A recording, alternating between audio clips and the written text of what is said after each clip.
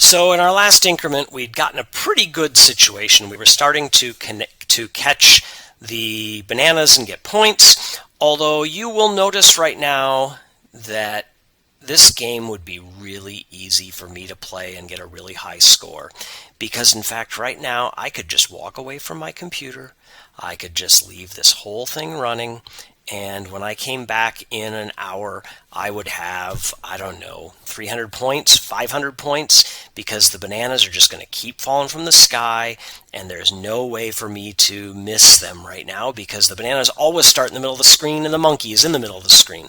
Clearly, I want to change that up, right? I want to have some complexity happen with this, and so let's kind of fix this now by adding in some complexity. The first thing with that then is, how do we change the bananas so they don't always start in the same spot, right? I said go to 0, 163. That's the top of the screen, but 0 is the middle always. And I don't really want it to go to the middle always. I want it to go anywhere from the left edge to the right edge, more or less. And so I want something different to happen here. Well, here's a block you may have stumbled over earlier in the process. I'm going to go to the Operations tab, and you'll notice that in the middle of the Operations tab there's a round block that is a random number generator, and I can pick any number from 1 to 10 by default, and I'm going to click on it now. It gave me a 2. I'll click on it again. It gives me a 9. I click on it again, a 2 again. Click on it again, a 5. And every time I click on it, I get a different number from 1 to 10, in theory including 1 and 10, although I haven't seen there 10 came out, right? And so I want to pick a random number here. I want it to go anywhere from about the left edge to the right edge, more or less. If you remember the x-coordinates here are negative 240 to positive 240. I might not go all the way from edge to edge. I might say negative 220 to positive 220. And I can put that right in here in the x block.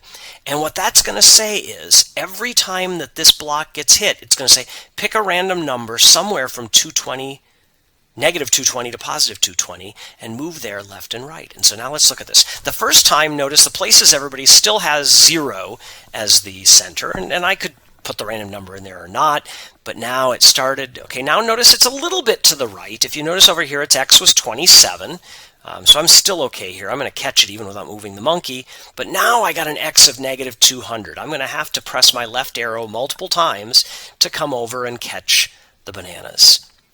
And now, okay, negative 134. Let me move the cursor so we can see that. That's not too bad. I can get there.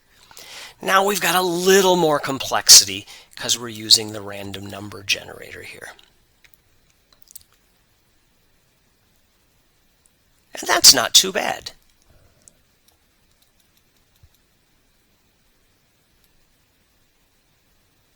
Perfect. So let's see. What's missing still? We've gotten through some pretty good increments. We've added in movement, we've added in random numbers, we've got the monkey catching the bananas. What's still missing? And I can see a couple of things that are missing still. The first thing that I think is missing is some concept of, well, what happens if you miss the bananas? What happens if the bananas actually go to the ground and you miss them? So let's do that in the next increment.